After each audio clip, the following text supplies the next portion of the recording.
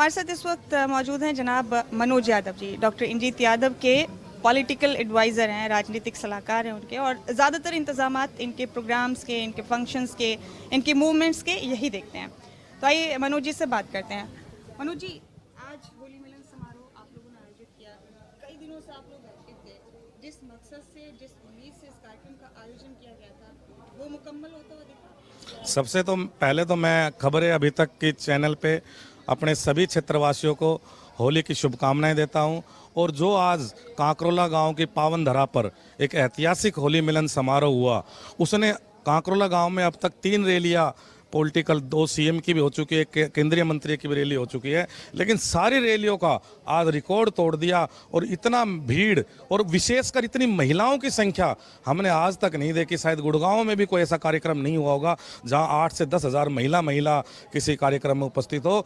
तो जितनी प्यार और प्रेम आज डॉक्टर इंद्रजीत यादव को ये क्षेत्र, पूरा क्षेत्र 30-32 गाँव की सरदारी, आसपास के सरदारी, सोसाइटी के लोग जो इतना समर्थन दे रहे हैं, शायद ही किसी नेता को मिले हों। और क्योंकि एक कारण है इस समर्थन मिलने का कि और जो नुमाइंदे वो सिर्फ वोट लेने तक सीमित है, और डॉक्टर इंद्रजीत यादव लोगों की समाज सेवा करने में रखी है और पिछले 4-5 साल से लगातार समाज सेवा करते आ रही है। और उनका एक ही कहना है कि मैं तो जनता ने चुनी हूँ, जनता के द्वारा ही मुझे कहा गया था कि आप इस चुनाव को लड़ो और जनता ही मेरी टिकट है, जनता जनार्दन ही मेरा सब फैसला लेती है। और आज जनता जनार्दन ने इस ऐतिहासिक होली मिलन समारोह में पहुंचकर, इतनी भारी संख्या में पहुंचकर अपना फैसला सुना दिया है कि मनोज जी, कभी ये नहीं लगा आपको या आपकी पूरी टीम को, डॉक्टर साहिबा को, कि बिना किसी पार्टी के, बिना किसी बैनर के आप लोग मेहनत किए जा रहे हैं इंडिपेंडेंटली?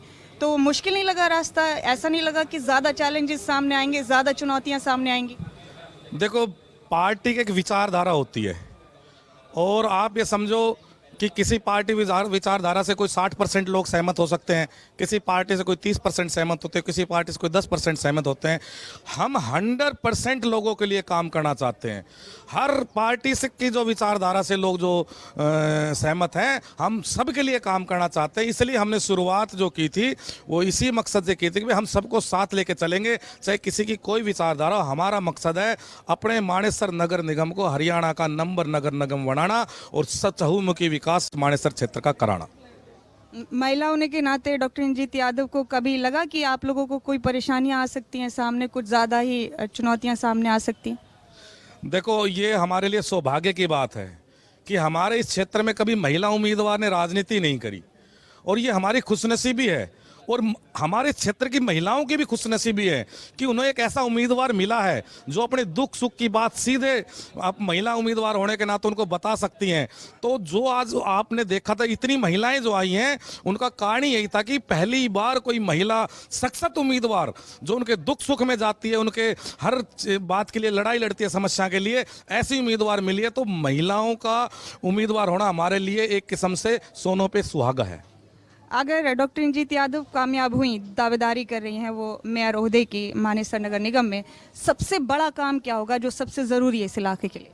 देखो, सबसे बड़ा काम हम इस इलाके के लिए, जो डॉक्टर साहब ने अपनी एक लिस्ट बना रखी है, सबसे बड़ा काम बेरोजगारी है। दूसरा, शिक्षा के स्तर को सुधारना है।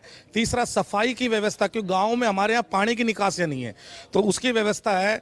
और जितनी भी स्ट्रीट लाइट गाँव में नहीं है, कई गाँव में शौचालय की व्यवस्था नहीं है, महिला सुरक्षा के, ये 5-6 मुद्दे जो हैं विशेषकर डॉक्टर साहब की प्राथमिकता रहेगी। और जितने भी समय समय पर जो समस्याएं आती रहेंगी, सबका समाधान डॉक्टर इंद्रजीत यादव अपनी कलम के द्वारा दिन के कोई, हाँ, आपके चैनल के माध्यम से ये मैं जनता को जरूर विश्वास दिलाता हूं कि जनता ने यदि डॉक्टर इंद्रजीत यादव की कलम में कोई ताकत दी, तो वो ताकत वो जनता की भलाई के लिए इस्तेमाल करेगी, अपने निजी स्वार्थ के लिए नहीं करेगी। डॉक्टर इंद्रजीत राजनीति में कोई पैसा कमाने नहीं आई है। डॉक्टर इंद्रजीत यादव राजनीति में लोगों की समाज सेवा करने आई है। बहुत शुक्रिया मनोज जी आपका। तो अब देखते हैं डॉक्टर इंजीत यादव और उनकी टीम के लोग या उनकी इंतज़ामिया के लोग किस हद तक अपने ख्वाबों को हासिल करने में कामयाब होते हैं, और उनकी मेहनत किस हद तक रंग लाती है, या चुनाव कुछ किसी और करवट में चला जाएगा नगर निगम चुनाव मानेसर का, ये अभी वक्त की गोद में छोड़ते हैं इस बार। तो कैमरा पर्सन शरद के साथ मुमताज़ खान, खबरें।